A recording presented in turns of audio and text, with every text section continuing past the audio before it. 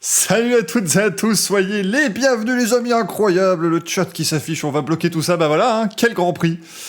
Quel grand prix les aïeux, ce grand prix d'Azerbaïdjan à Bakou qui décidément nous réserve en général bien des surprises, même s'il faut le dire, ça n'a pas été la meilleure course de F1 de l'année, très clairement, sur les 45 premiers tours, mais alors ensuite, mamma mia, qu'est-ce que ça s'est animé cette affaire, bien évidemment, la victoire, la deuxième victoire en Formule 1 de Sergio Pérez, la première pour l'écurie Red Bull, puisqu'il est arrivé en tout début de saison. Sébastien Vettel qui monte sur un podium, c'est le premier podium d'Aston Martin en Formule 1, faut aussi le signaler, et le troisième podium en Formule 1 de Pierre Gasly. Franchement, on est sur du assez incroyable, hein, les amis, si on veut pas se le cacher, bien sûr. Quel Grand Prix d'Azerbaïdjan, on est ensemble pour le débrief, alors j'imagine que certains d'entre vous évidemment doivent découvrir, donc soyez les bienvenus. Bien sûr, comment on fait un débrief ici, c'est très simple, on vous fait la course des 20 pilotes tranquillement l'une après l'autre, on commencera donc honneur au vainqueur, bien évidemment honneur à Sergio Pérez. Autant vous dire que là on est très bien pour le watch time sur YouTube, puisqu'il va falloir attendre très longtemps de parler d'Hamilton et Verstappen, ça change d'habitude, bien sûr, mais honneur au vainqueur, honneur à Sergio Pérez, qui pourtant n'avait pas extrêmement bien débuté, hein, véritablement il s'est qualifié en 7ème position, Sergio Pérez 6ème sur la grille suite à la pénalité de Lando Norris. Et puis voilà, on se pensait, alors c'est un petit peu le souci qu'a Pérez actuellement, c'est-à-dire qu'en qualif il a toujours un petit peu de difficulté. Le pilote mexicain, il n'a pas encore tout à fait pris toute la pleine mesure de sa Red Bull, même si on pouvait voir quand même qu'en Q2 ça marchait bien, il avait commencé à être plutôt pas mal avec cette monoplace, et évidemment on a le souci avec, bien évidemment... Yuki Tsunoda et Carlos Sainz qui crée le drapeau rouge en fin de Q3. Mais alors ça, c'est aussi peut-être un changement de mentalité, de stratégie, peut-être de la part des pilotes maintenant qu'il va falloir faire, et de la part des écuries, parce qu'à un moment donné, faut peut-être plus tout miser sur le dernier run en Q3, et il faut peut-être se dire, bah voilà, faisons des runs compétitifs d'entrée de jeu, pour pouvoir pallier à différents problèmes. Ça fait 2 fois de suite qu'on ne peut pas améliorer parce qu'il y a un drapeau rouge, et surtout, si vous vous rappelez déjà avant Monaco, les 2 ou 3 Grands Prix qu'on précédé, on a à chaque fois été plus lent dans le deuxième relais, dans le deuxième run, en Q3, que dans le premier. Donc ça prouve quand même qu'il faut maintenant réussir à être compétitif sur les deux et tirer la pleine mesure à la quintessence de cette monoplace dès le premier tour. C'est ce qu'a fait notamment Charles Leclerc, je vous en parlais tout à l'heure, mais c'est ce qu'a réussi à faire Charles Leclerc hier en Q3. Et ce qui lui a permis de s'avancer en pole position. Mais du coup, Pérez, il commence quand même franchement avec des grandes difficultés parce qu'il savait que c'était un week-end pour lui, parce qu'il était franchement pas mal en essai libre. Ça marchait bien finalement avec cette Red Bull et ce circuit de Bakou. Et puis il nous prend un très joli départ. Faut le dire, il passe Sainz et il passe Gasly dès le départ du Grand Prix, et c'est là peut-être que ça se joue vraiment. Et ça permet à Red Bull de pouvoir vraiment se débloquer son compteur de cette façon-là, donc c'est extrêmement important bien évidemment pour l'équipe Red Bull qui maintenant, à partir de ce moment-là, joue à 2 contre 1, puisque c'est totalement l'inverse de ce qu'ils font habituellement. On rappelle, c'est qu'en général, on vous dit toujours que Mercedes est à 2 contre 1 parce qu'ils ont Hamilton et Bottas, et que Verstappen est souvent esselé. C'est aussi pour ça qu'on a engagé évidemment Sergio Pérez.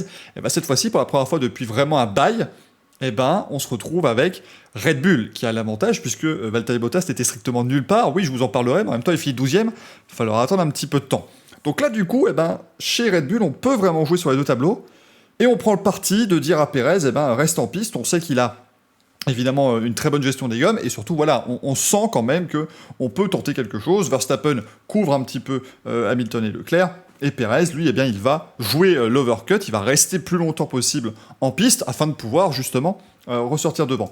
Et franchement, ça a super bien fonctionné. Encore une fois, comme à Monaco, on se rend compte que l'overcut était très très bon, était une très bonne stratégie à utiliser, même si finalement vous verrez que quand on parlera des pneus, c'était pas forcément flagrant. Mais du coup, Pérez, sans l'arrêt complètement loupé de Red Bull, parce qu'on fait 4 secondes 3, c'est vraiment dommage pour l'écurie autrichienne, sans l'arrêt loupé de Red Bull, il pouvait peut-être même reprendre la piste en tête devant Max Verstappen, et là, du coup, Red Bull pouvait complètement contrôler, ce qu'ils ont fait d'ailleurs. Ils ont totalement contrôlé, une fois qu'on avait Verstappen devant Pérez. Il fallait résister un petit peu quand même aux assauts de la Mercedes de Lewis Hamilton, mais Sergio Pérez l'a très bien fait, et à partir de ce moment-là, on le voyait terminer 2ème. Honnêtement, on va pas se le cacher, on le voyait venir, ce premier doublé Red Bull, là aussi depuis très longtemps, puisque c'était au moins depuis l'époque avec Ricciardo et Verstappen, si je dis pas de bêtises, parce que l'an dernier, quand Albon faisait ses podiums, il a peut-être fait un doublé quand même. Ils ont peut-être fait un doublé avec Albon l'an dernier. C'est peut-être pas impossible, en tout cas, voilà, c'est pas quelque chose de très régulier chez Red Bull, et évidemment, boum, patatras. Et là, pour Pérez, moi, j'ai eu un petit peu de tristesse pour lui à ce moment-là, parce que il le mérite, en fait, ce Grand Prix, il la mérite, cette victoire, parce que franchement, il était bien, quoi. Il a fait un beau Grand Prix, il s'est bien repris, justement, après cette Q3 qui était pas top. Et là, on met drapeau rouge. Bien sûr, on commençait tous à se dire, mais attention, parce que drapeau rouge, on prend le classement 2 tours avant, est-ce que Verstappen... Non, il n'y a pas de risque, puisqu'on a bien attendu, d'ailleurs ça c'est un souci dont je parlerai tout à l'heure de la direction de course, on a bien attendu vraiment pour mettre les différents drapeaux jaunes, rouges, tout ce qu'on veut. Mais du coup, moi j'ai senti venir gros comme une maison le coup du restart. Très vite apparu qu'il allait avoir un restart de ce Grand Prix, et ensuite tu te dis, si un restart, est-ce qu'il va pas être arrêté ce départ?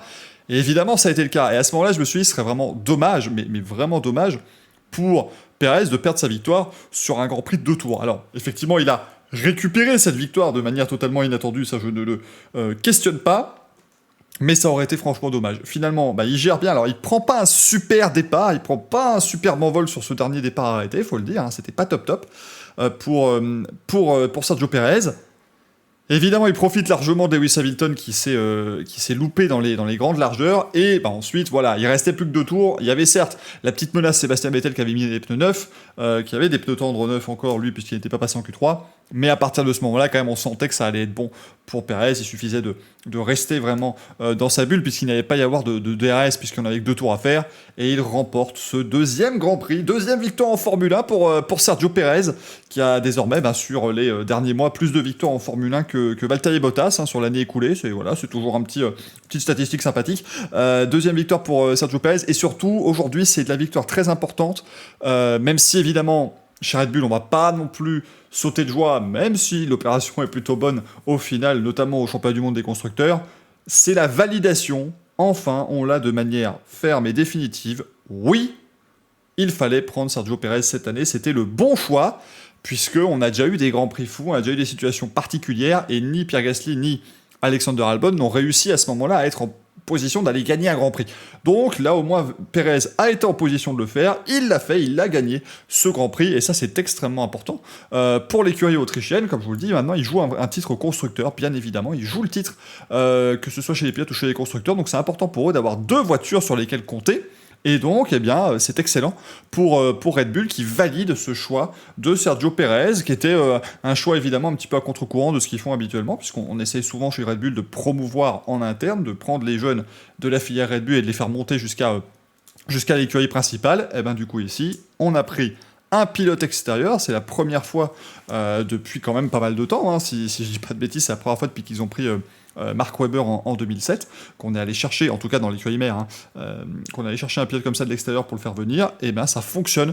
Du coup, Xoan, c'est bien pour ça que je parle de l'écurie mère, puisqu'ils ont fait pareil avec Sébastien Bourdais, mais c'était chez Toro Rosso, il n'est jamais allé chez Red Bull. Mais du coup, voilà, bien joué Sergio Pérez, je suis très content pour lui. Alors attention, parce qu'il y a eu ce petit souci quand même, il a dû arrêter sa voiture tout de suite après l'arrivée.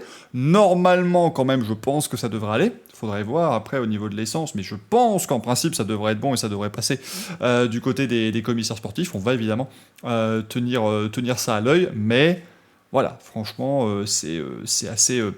ce serait assez dommage évidemment de perdre la victoire là-dessus, bien évidemment, mais bien joué en tout cas Sergio Pérez, le vainqueur de ce Grand Prix.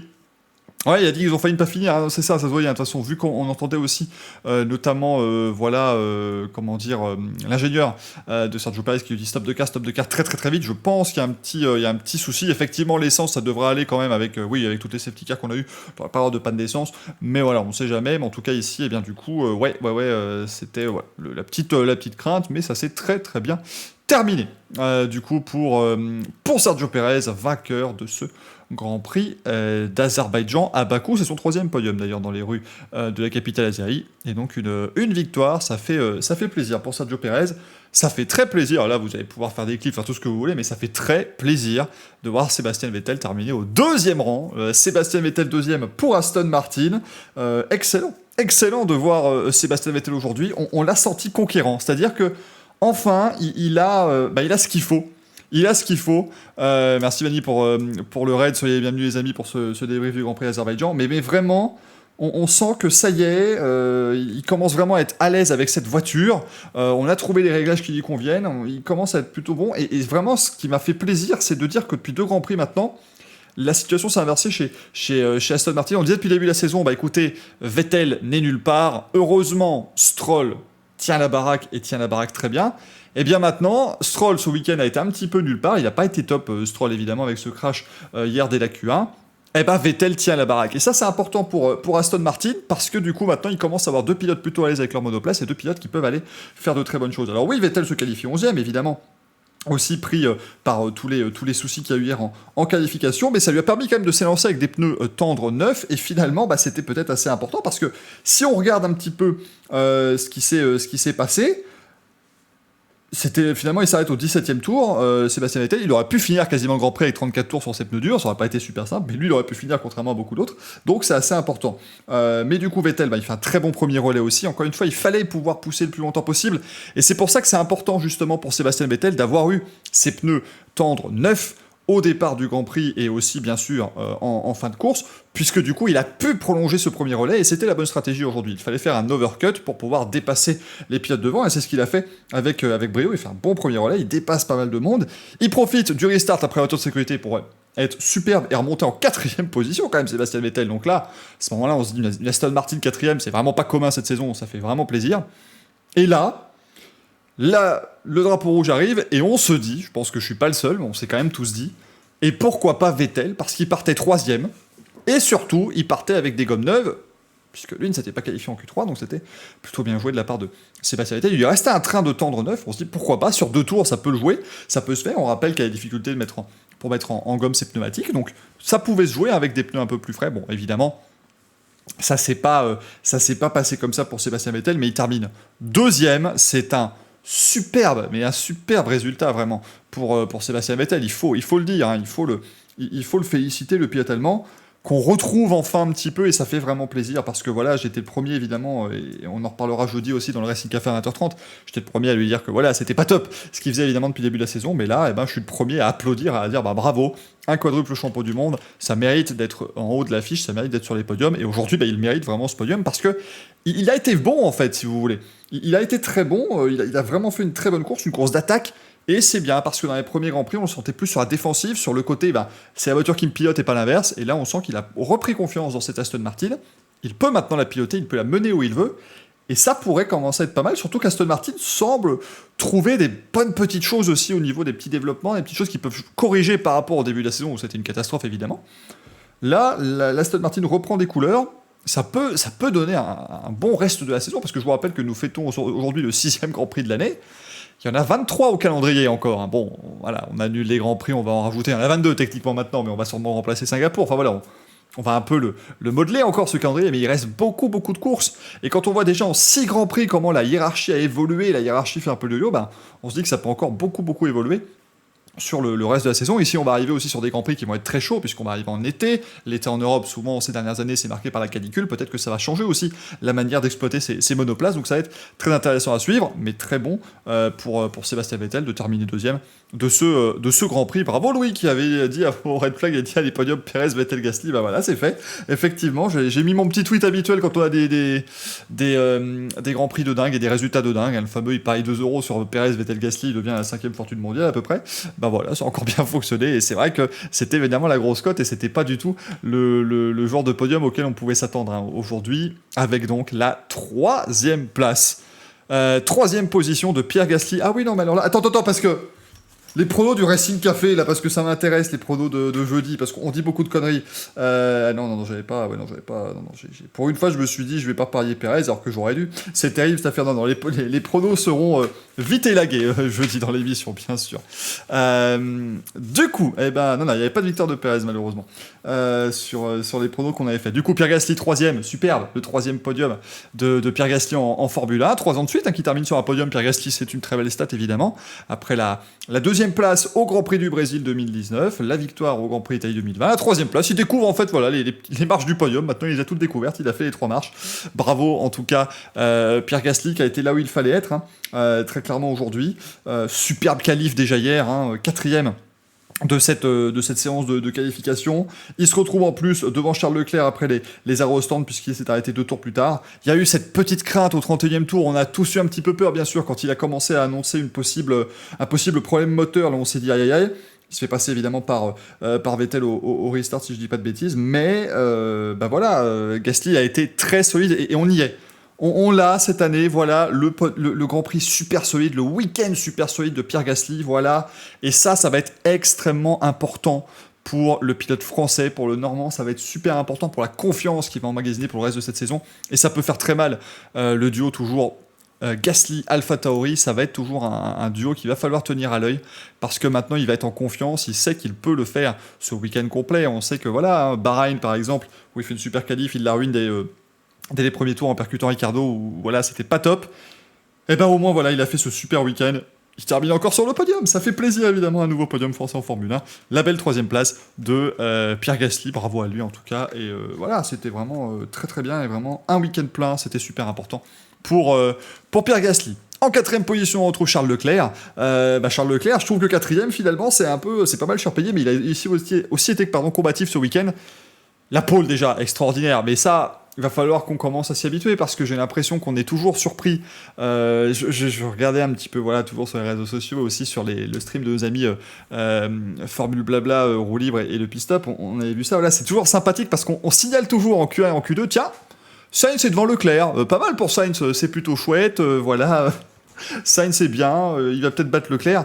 Et à chaque fois, à ce moment-là, je me dis non, arrêtez. Leclerc, il va trouver 4 dixièmes en Q3 et il va reléguer Sainz super loin de lui et on aura l'impression que Sainz est en fait à la ramasse. Non, Leclerc a encore sorti un tour exceptionnel en Q3. Il arrive, contrairement à beaucoup d'autres hier, à faire ce premier tour directement dès son premier run.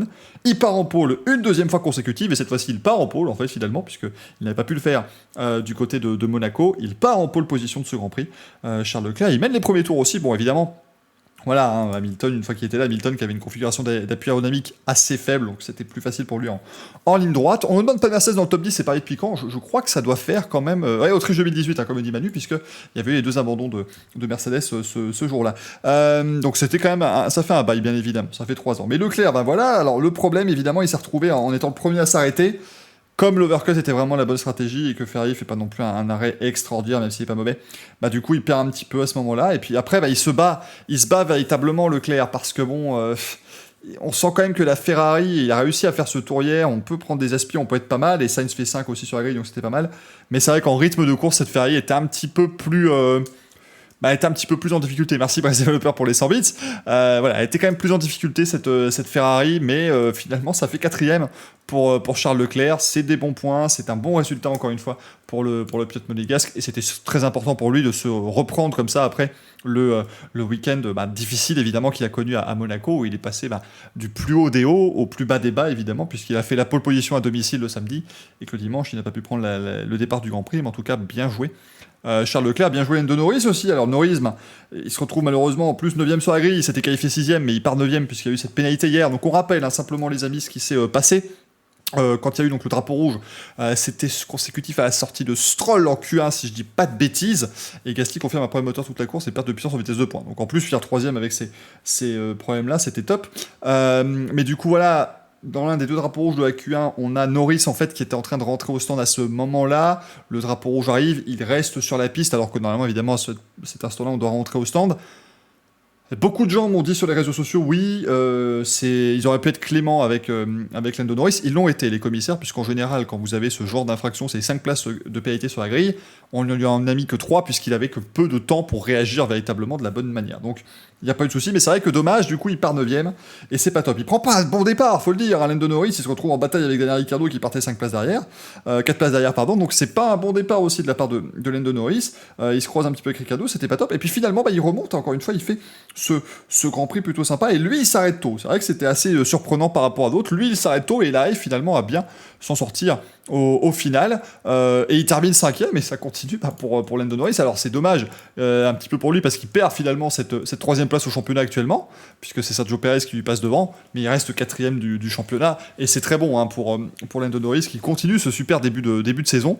Bien joué, encore une fois, le pilote britannique, qui est dans une osmose absolument parfaite avec sa McLaren, et voilà, quand on voit que les deux fonctionnent, c'est super, et on voit quand même que cette voiture est plutôt pas mal. Le drapeau rouge a dû le sauver aussi, évidemment, parce que lui, il se retrouvait avec des pneus très très très usés. Alors, ça après, c'est toujours un petit peu difficile. On peut commencer à parler des pneus ici, mais toujours un peu de mal, parce que oui, on pète au 30e tour, au 31e tour sur drapeau vert pour Stroll, et au 30e tour sur drapeau vert, plus quelques tours de safety car pour Verstappen, mais finalement, il s'arrête au 7e tour, Norris, et lui, il est resté là quasiment sans problème. Donc, loin de moi l'idée de dire il y a eu des mauvais réglages, il y a eu des mauvais soucis, mais après peut-être qu'aussi qu'il y a une partie de gestion de pneus. Je suis le premier à dire, là je suis d'accord par contre, c'est intolérable que les pneus explosent comme ça, sans warning, sans plus rien, parce qu'à la rigueur, bon, si Verstappen explose son pneu parce qu'il vient de faire 4 tours à 5 secondes du rythme et qu'il est complètement à la ramasse, je dis pas. Je peux comprendre, on dira il a poussé trop loin, il n'y a pas de souci.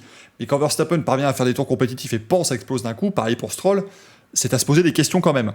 Mais Norris, lui, n'a pas eu de souci alors qu'il s'est arrêté bien plus tôt. Verstappen s'est arrêté. Ah oui, Verstappen s'est arrêté au 7ème tour, pardonnez-moi. Non, il a passé Leclerc, qu'est-ce que je raconte? Je lis mal mes fiches. Non, il s'est arrêté au 12ème tour, donc il y a quand même 5 tours.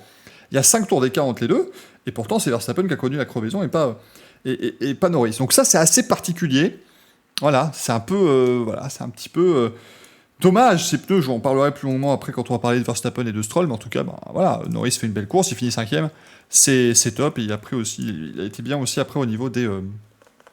il a été bien aussi sur le dernier restart, la fameuse course de 2 tours, parce que c'est ça en fait, je vous donne les résultats d'une course de 2 tours finalement, hein, c'est assez particulier bien sûr. Tagliatelle Antiodi exploser des pneus après des records, justement c'est le problème, c'est-à-dire que les pneus doivent donner un feedback très bon, et paf, c'est ça, c'est qu'il peut taper dans la gomme parce que la gomme répond bien, et soudainement elle répond plus parce qu'elle a explosé, donc c'est quand même assez particulier. C'est pour ça que là je trouve que c'est un petit peu scandaleux en fait si vous voulez. Là je suis un peu, c'est un peu Silverstone 2013 si vous voulez, c'est que ça pète d'un coup sans aucun message de prévention finalement quoi. Donc ça c'est un petit peu le souci. Écoute, mais Fernando Alonso 6ème, mais là je ne suis plus étanche les amis, extraordinaire course, quel fighter, quel racer, quel compétiteur Fernando Alonso. Non mais franchement quel restart, enfin il a été top hein, Fernando Alonso extraordinaire ce qu'il arrive à nous faire ici. 6ème donc avec cette Alpine. En plus voilà il a été pas mal hier en qualif. Alors il s'est arrêté aussi au 7ème tour, donc la stratégie n'était pas extraordinaire. Après sur la course il avait plus beaucoup de rythme avec l'Alpine, faut le dire. Et puis finalement on tente le petit coup de lui dire allez arrête-toi sous drapeau jaune, sous safety car, on va te remettre des softs, bon ça lui permet de remonter un petit peu, de surnager. Et le restart, mais le restart, mes aïeux, extraordinaire ce qu'il nous a fait. Et il termine 6ème en dépassant Tsunoda comme ça dans les tout derniers tours. C'est important pour Alpine, bien évidemment, parce que à côté vous avez Aston Martin qui marque des très gros points. Vous avez donc c'était important évidemment pour Alpine de bien terminer. Et voilà, Alpine avec la 6ème place de Fernando Alonso. Alonso qui profite bien du restart. Ah oui, non, mais c'est sûr, si t'enlèves le restart, si la course se termine sous safety car, il finit à la ramasse totale. Ça, je dis pas le contraire. Mais par contre, au moins, c'est plutôt pas mal de voir Fernando Alonso terminer 6ème. Voilà. Alors après, on va pas non plus hurler au génie et dire incroyable, il est de retour, parce que le week-end en lui-même, le week-end complet, n'est pas exceptionnel, mais au moins, voilà, c'est un week-end positif. Il y a des résultats à la clé. C'est important pour Alpine. C'est important aussi, très important, pour Yuki Tsunoda. Parce qu'il commence à avoir du mal, évidemment, le pilote japonais. Depuis quelques Grands Prix, il termine 7ème. Donc ça, c'est un très bon résultat pour Tsunoda. Très bon résultat d'ensemble pour les deux AlphaTauri, bien évidemment. Ça, c'est super important pour cette équipe. AlphaTauri, c'est eux qui passent 5ème du championnat devant Aston Martin et Alpine maintenant, si vous voulez. Donc c'est très important, évidemment. Ce très bon résultat pour la petite Scuderia. Tsunoda, voilà, il a été bien meilleur ce week-end. Il s'est hissé en Q3. Il n'a pas fait une faute véritablement du week-end, donc ça fait plaisir. Alors évidemment, il a encore gueulé sur son ingénieur en début de course, parce que de toute façon, c'est sa spécialité. Et comme je l'ai marqué sur Twitter, Drive to Surveil, ça pourrait faire une saison complète sur Yuki Tsunoda, insulte et gueule sur son ingénieur. Mais voilà, le principal, c'est qu'il arrive à terminer correctement. Il y a cette nouvel environnement qu'il va devoir véritablement prendre en compte, puisque maintenant il a été obligé de déménager, il est beaucoup plus proche de l'usine, puisque Red Bull lui a dit écoute, ça marche plus comme ça, tu déménages et tu vas vraiment maintenant, il va bouffer du sport auto et de la F1, mais tous les jours, tout le temps, ça va être terrible. J'espère pour lui qu'il aime vraiment ce qu'il fait, et c'est pas juste parce qu'il était bon là-dedans qu'il l'a fait, parce que sinon il va vite être dégoûté le gaillard. Mais il termine 7ème, c'est plutôt pas mal. C'est vrai que oui, il a pas fait une faute du week-end, c'est vrai qu'il s'est quand même mangé le mur en Q3, et c'est un petit peu à cause de lui que c'est le bordel, c'est vrai. Chers amis, je suis désolé, mais du coup voilà, il y a eu cette faute qui vient un petit peu ternir le bilan, c'est vrai. Mais au moins il s'est bien récupéré en course, l'ami Yuki Tsunoda. Et il termine devant Carlos Sainz, comme en qualif finalement, il a terminé devant. Il a terminé juste devant Carlos Sainz en qualif, pas sur le classement, non, sur la piste, véritablement. Carlos Sainz 8ème, Grand Prix quand même assez compliqué. À partir du moment où de toute façon il fait sa boulette au 11ème tour, et si je dis pas de bêtises, c'est en pneu dur, donc il vient de faire son arrêt, il fait la boulette au virage du château, c'est même bien je pense de pouvoir terminer comme ça dans les points pour la Carlos Sainz. C'est dommage bien évidemment pour le pilote espagnol. Mais voilà, il continue quand même à être pas mal, et je pense que, de mon avis, ça reste celui des pilotes qui ont changé d'équipe cette année, qui continue de s'en sortir plutôt pas mal. Il y a Perez, évidemment, qui est pas mal du tout avec cette victoire aussi, mais voilà, je pense que Sainz s'en sort quand même pas mal dans la globalité. Perez, c'est un petit peu plus le yo-yo, mais c'est vrai que Sainz, c'est vraiment dommage. Cette erreur, ouais, il a bien galéré derrière Giovinazzi, c'est sûr qu'une fois qu'il était derrière, c'était compliqué. Tout se joue, je pense, vraiment dans la course de Sainz au moment où il fait cette erreur. Et là, ça devenait super compliqué pour lui, mais finalement, ça fait 8ème, ça fait des points, c'est déjà ça. Pareil pour Daniel Ricciardo, qui termine 9ème et qui marque des points. Alors Ricciardo, j'ai remonte pas mal, c'est vrai que le début était plutôt chouette, mais après, bon, c'était pas facile. Il a changé de châssis, Daniel Ricciardo, mais honnêtement, voilà, on sent que c'est pas toujours top. Et alors c'est vrai, on me disait, je remarquais évidemment que chez Renault, ça lui avait pris un petit peu de temps aussi. Pas forcément autant qu'ici, mais voilà, je pense que c'est juste un petit coup d'adaptation, parce que vraiment Daniel Ricciardo fait partie de ces pilotes ont été subjugués depuis 2014 de ses capacités à freiner extraordinairement tard avec la Red Bull et à le refaire avec la Renault. Et je pense que c'est vraiment ça, c'est-à-dire que c'est un pilote qui peut extraire vraiment 100% de la monoplace quand lui-même est à 100% en osmose avec. Et là, on est peut-être encore à 85-87%, voyez-vous. Donc, il faut encore aller chercher ces derniers pourcents. Il faut prendre le temps que ça va prendre. Le souci qu'il a, si vous voulez, c'est que chez Renault en 2019, on l'a autorisé à prendre ce temps parce que la voiture était un tracteur en début de saison, globalement, comparé à ce qu'on pouvait s'attendre. Vu la fin de 2018, la voiture était vraiment pas au niveau des attentes. Ici, la voiture est très bonne quand même. Lando Norris, il fait des miracles avec cette voiture. Il était quand même 3ème du championnat pendant pas mal de temps et il est maintenant encore 4ème. Donc ça prouve que la voiture est bonne, il a déjà fait des podiums, on peut vraiment faire des bonnes choses. Donc le problème, c'est que quand vous êtes par exemple chez Renault en 2019, que vous n'y arrivez pas, vous êtes par exemple 14ème et votre équipier est 12, ça se voit pas trop, c'est pas trop grave. Personne marque 2 points, ou Hülkenberg finit 9, lui il finit 14, voilà, c'est pas non plus dramatique. Mais si vous avez des problèmes et que votre équipier finit 3 et que vous finissez 12, c'est plus compliqué. Et là en plus, chez McLaren, on joue la 3ème place du championnat des constructeurs de nouveau comme l'an dernier, et là on la joue vraiment contre Ferrari qui remonte bien, qui vraiment maintenant a l'air d'avoir un package très intéressant. Donc il leur faut 2 pilotes, c'est le même problème que Red Bull et Mercedes, ce qu'on vous dit depuis plusieurs années. Il leur faut 2 pilotes, et donc là Ricciardo, il doit du coup s'adapter beaucoup plus rapidement, donc ça lui rajoute de la pression, c'est pas forcément une bonne chose aussi de piloter sous pression comme ça, donc c'est pour ça que c'est un peu compliqué. Il marque 2 points quand même, donc au moins on a les 2 McLaren dans les points, ça c'est plutôt positif, mais il faut qu'il reprenne vite maintenant les habitudes, et je pense qu'on va arriver sur des circuits plus normaux. C'est-à-dire qu'on va avoir maintenant le Grand Prix de France, on va avoir 2 Grands Prix en Autriche, on va revenir sur des pistes plus traditionnelles, où il va peut-être pouvoir justement se mettre plus à l'aise, parce que Bakou, le circuit également de Monaco, c'est des pistes extrêmement particulières. Après, on a eu Portimao et Barcelone aussi, où il pouvait évidemment se remettre dedans. Donc là, je pense qu'on va avoir 3 courses à venir, 3 courses en 3 week-ends surtout, où il va falloir enclencher cette bonne dynamique pour Ricciardo. S'il ressort de ces 3 courses-là en n'ayant marqué que quelques petits points, en n'ayant pas vu la Q3, en n'étant pas bon, je commencerai à m'inquiéter pour lui. Si par contre, à la fin du 2e Grand Prix d'Autriche, on sent qu'il a vraiment pris la mesure de cette voiture, là, ça pourrait donner une très très très bonne fin de saison pour McLaren. Qui varie quand même 10ème, écoutez, voilà, les deux là avec Alonso, ils font monter la moyenne d'âge du top 10 de 25 ans d'un coup. Voilà, qui varie quand même devant Antonio Giovinazzi, voilà, les 2 Alpha, écoutez, ils sont encore allés chercher, et ça c'est encore très important pour eux, quand il y a des petites folies devant, ils peuvent aller chercher 1 ou 2 points, et ça c'est important. Pour une écurie comme ça, quand on fond de peloton comme Alfa Romeo, ça joue avec Haas et Williams globalement, c'est super important pour eux. Ça fait 2 points maintenant pour Alfa Romeo. C'est de plus en plus difficile à aller les chercher, je pense qu'il va rester 8ème. Et oui, Valtteri Bottas arrive évidemment, vu sa superbe course. Giovinazzi, c'est dommage qu'il lui arrive hier, parce qu'on sent qu'il était quand même pas mal ce week-end. Malheureusement, il vient taper le mur. Ça me permet de vous rappeler, les amis, pourquoi est-ce que Giovinazzi est parti dernier. C'est vrai que c'est une question assez légitime, parce que finalement, Stroll se crache en premier, donc on pouvait s'attendre à ce qu'il parte dernier du Grand Prix. En fait, le règlement est très simple, puisque Stroll et Giovinazzi se sont crashés, ils n'ont donc pas fait de chrono, c'est très important. Ils étaient donc en dehors des 107%, ce qui veut dire qu'ils étaient à la base exclus du Grand Prix. Techniquement, hier, au moment où la qualif se termine, on a 18 voitures sur la grille, puisqu'il y a 18 voitures qui ont fait un chrono dans les 107%.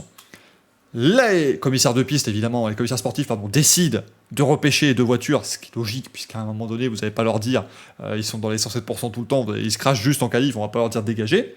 Il les repêche. Quand vous avez plusieurs voitures repêchées, alors déjà quand vous avez ne serait-ce qu'une voiture repêchée, elle est obligée de partir dernière, même si devant on a des pilotes qui prennent 15 places de pénalité, c'est pas grave, ils partiront toujours dernier, ça c'est normal.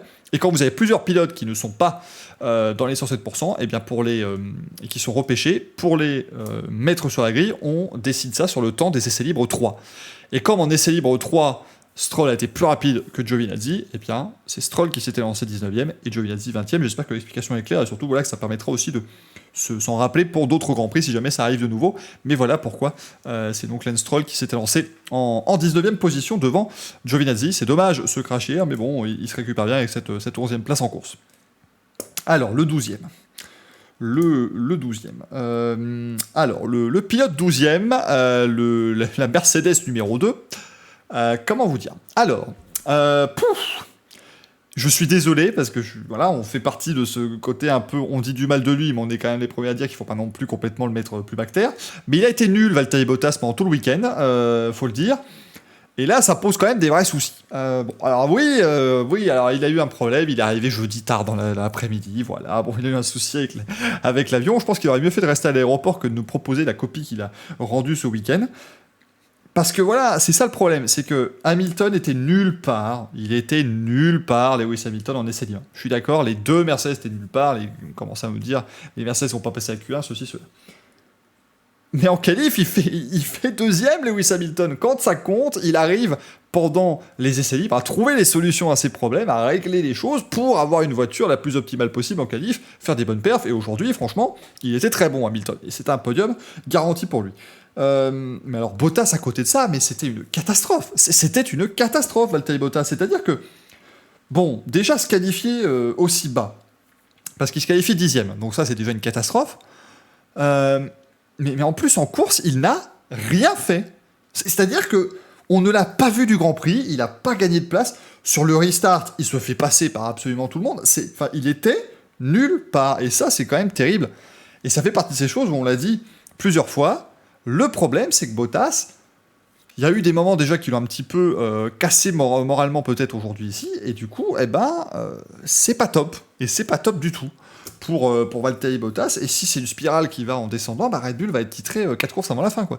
C'est terrible pour Valtteri Bottas, mais là, il va falloir surprendre Gaillard. Alors je peux comprendre, oui, c'était pas un circuit super adapté au Mercedes, oui, il y a eu le nouvel aileron Mercedes aussi, bien sûr, voilà, ça je dis pas, mais à un moment donné, quand même, quoi.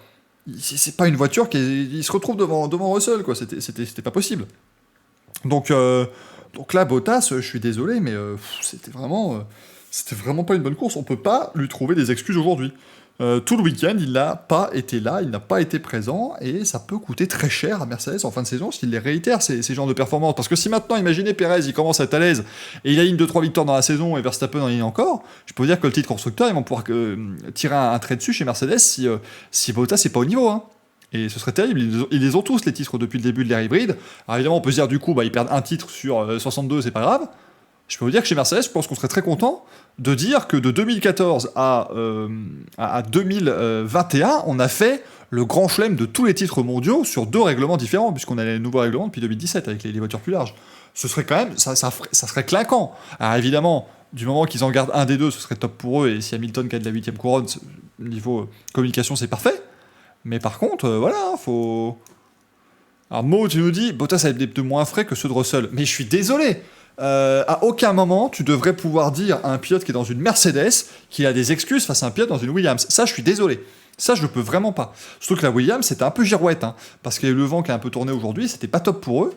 Tu peux pas dire, ah oui, mais le pauvre Bottas, c'était pas dans une bonne situation par rapport à Russell. Non, ça, je trouve que c'est inacceptable comme truc. Vraiment, non, c'est pas possible. Il est pas là. Il doit pas se retrouver contre Russell, quoi. La première fois en plus, alors il nous a fait un crash d'avion la première fois qu'il s'est retrouvé contre Russell, mais c'est pas normal, quoi. Là, vraiment, il a pas d'excuse, Valtteri Bottas. Oui, la voiture n'était pas forcément super à l'aise, oui, on a peut-être offert les meilleures solutions à Hamilton, mais en même temps, c'est normal. Tu vas quand même mettre en avant ton pilote numéro 1. Je suis désolé pour Valtteri Bottas, lui, il croit encore qu'il peut être champion du monde, certainement. Mais Hamilton, il a 101 points, Bottas, il en a 47. Donc oui, on a déjà un numéro 1 chez Mercedes, pour moi, il n'y a pas de souci. Donc là, vraiment, c'était une catastrophe pour Valtteri Bottas. 13 et 14, les As, Schumacher et Mazepin. Schumacher qui a de la chance de continuer après le petit contact au premier virage. Voilà, après ils font la course qu'ils peuvent faire avec cette voiture. Alors voilà, Schumacher, encore une fois, survolé Mazepin pendant le Grand Prix, donc bien joué pour le pilote allemand. Mazepin, voilà, il fait cette petite erreur quand même qui est pas bien évidemment. Voilà, 13 et 14, ça leur permet de faire un bon résultat. quand même. Alors oui, en plus Mazepin il revient dans le tour, et ouais, il fait dans le même tour, c'est bien. Nikita Mazepin qui était le seul à un tour au moment de la safety car. Mais voilà, bon, on peut pas dire grand chose. Ah, je suis voir double Mazepin au dernier tour, j'avais pas remarqué ça effectivement. Bah merci Louis. Ouais, donc Mazepin s'est retrouvé devant après le restart. Bien joué de la part du petit Mick Schumacher. Mais voilà, ils ont fait ce qu'ils pouvaient et ça leur permet d'avoir un bon résultat parce que c'était le bordel autour d'eux, donc bien joué. Pourquoi c'était le bordel? Bah, notamment parce que Lewis Hamilton termine 15ème. Ça, Lewis Hamilton qui termine et 15ème, c'est rare. Ça, je peux vous dire que c'est super rare en Formule 1. C'est un peu terrible parce qu'en fait, le truc, c'est que j'ai envie de dire bon, voilà, il a tout donné, il a tout essayé pour la victoire, il n'y a pas de souci. Il fait un bon qualif, un bon début de Grand Prix. Mais moi, le problème que j'ai véritablement, les amis, c'est que avant le restart, après le drapeau rouge, il dit oui, n'oubliez pas les amis, ça n'est pas un sprint, c'est un marathon. Alors déjà dans ma tête, je suis en train de dire non, c'est littéralement un sprint de 2 tours qui arrive Lewis. Mais voilà, il parlait du championnat, bien sûr. Donc là oui, c'était pas un sprint, c'est un marathon. Et il nous fait un blocage de roue au premier virage et il part tout droit façon Chase Elliott en NASCAR ou façon Sébastien Vettel en 2018. Alors là, bon, il y a peut-être un petit souci de ce que j'ai pu lire sur Twitter. Peut-être qu'il y a eu un petit souci au niveau de la chauffe des freins. Les freins ont vraiment surchauffé parce qu'on l'a vu. Hein.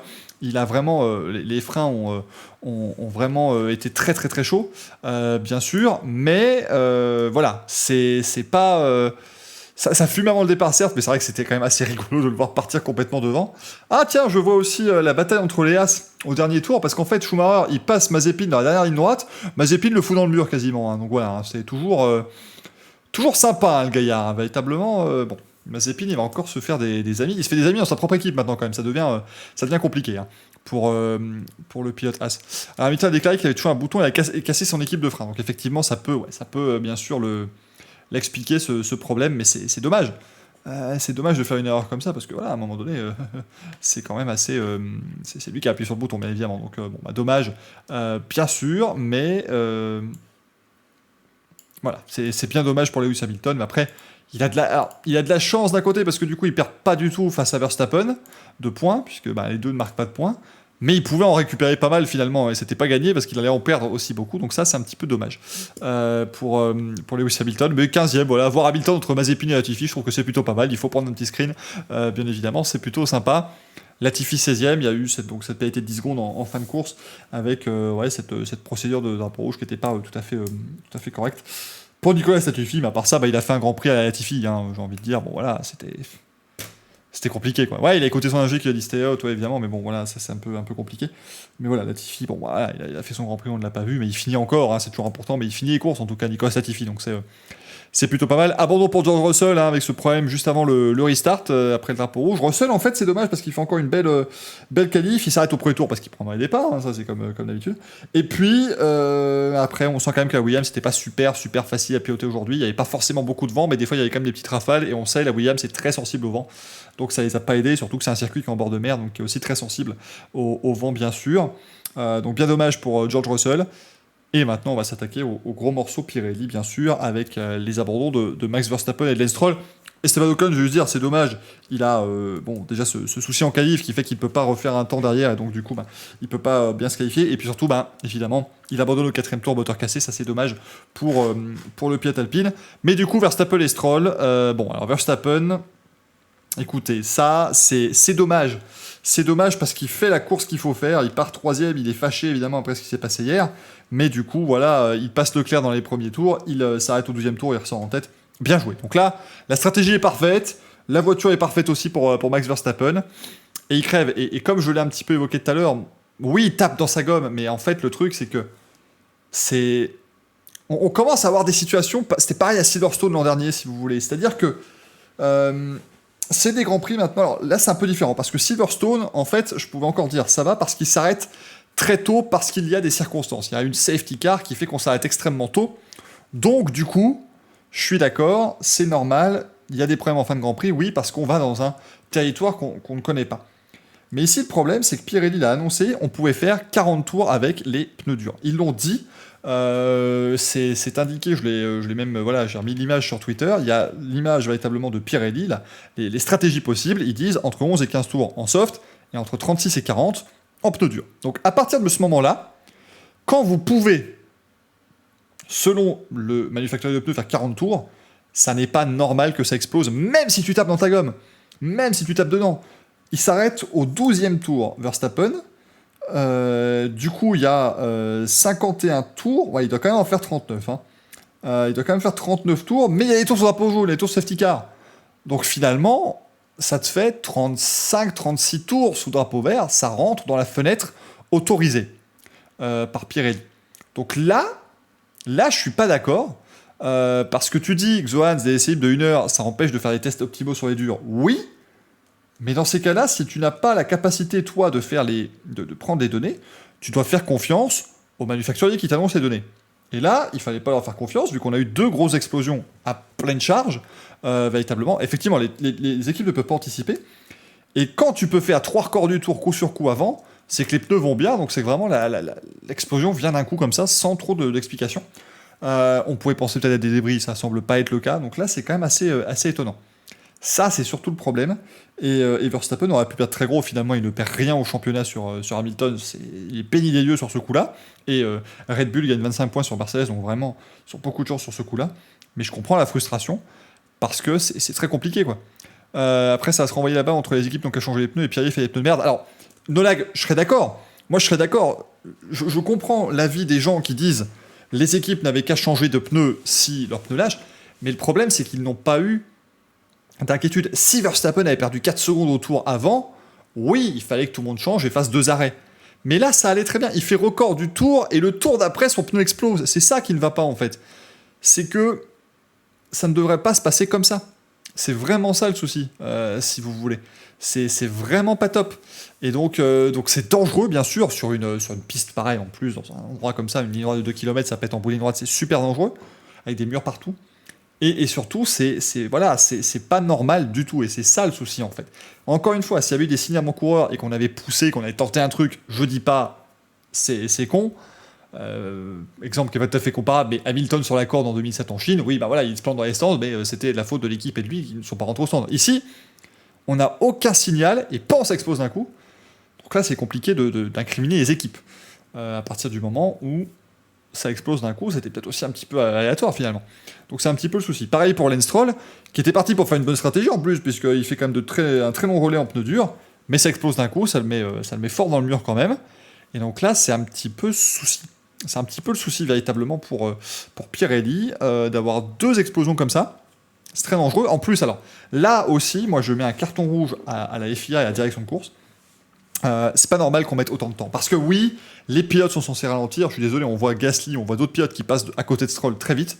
Et on sait que les pilotes ne ralentissent pas aux drapeaux jaunes. Ça, c'est pas la faute de la FIA. C'est les pilotes qui doivent être réglo. Mais Verstappen, quand il a entre le moment où son pneu explose et le moment où la safety car sort, c'est une honte absolue. Que ça prenne autant de temps, je trouve ça scandaleux. À partir du moment, pareil pour Stroll, hein, ça prend beaucoup trop de temps, à partir du moment où il y a une voiture détruite dans la ligne droite de 2 km, safety car, basta, ça ne doit même pas, ou alors à la rigueur, j'autorise une virtual safety car si tu veux, mais tu n'as même pas à discuter. C'est insupportable. Insupportable, je trouve, encore une fois, cette lenteur dans la direction de course. Je sais pas ce qu'il fout Michael Masi, mais enfin là, faut quand même faire des choses mieux que ça, quoi.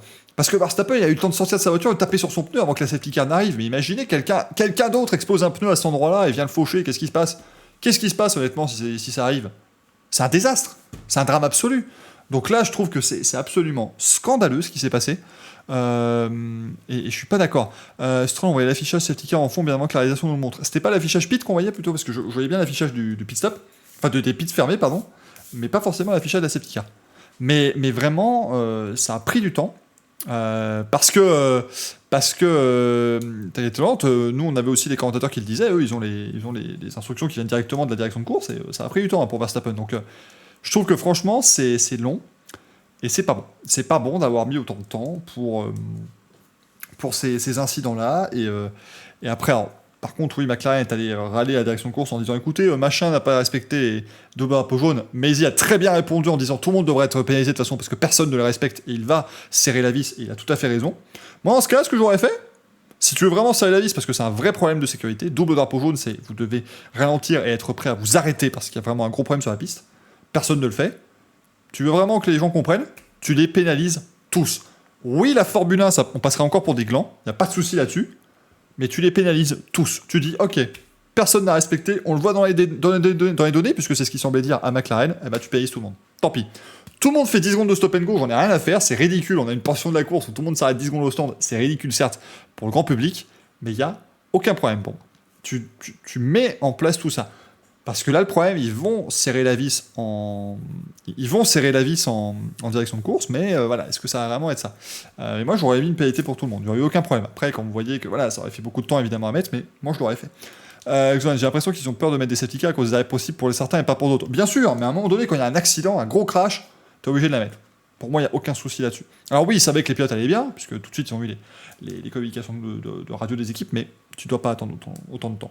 Donc voilà ce qu'on pouvait vous dire sur ce Grand Prix d'Azerbaïdjan, Grand Prix d'Azerbaïdjan qui aurait été fou, mais qui aura duré 2 tours finalement, bien sûr, un petit peu, puisqu'on a eu cette relance à 2 tours de la fin, ce safety car, cette relance en standing start pour les mots, en départ arrêté. Voilà, encore une fois, Bakou, alors on l'a dit, hein, Bakou, soit c'est une course soporifique, soit c'est une course animée, bah ça a été soporifique quand même pendant très longtemps, et ensuite, eh ben, on a eu quand même le Grand Prix un petit peu foufou de Bakou qui s'est déroulé.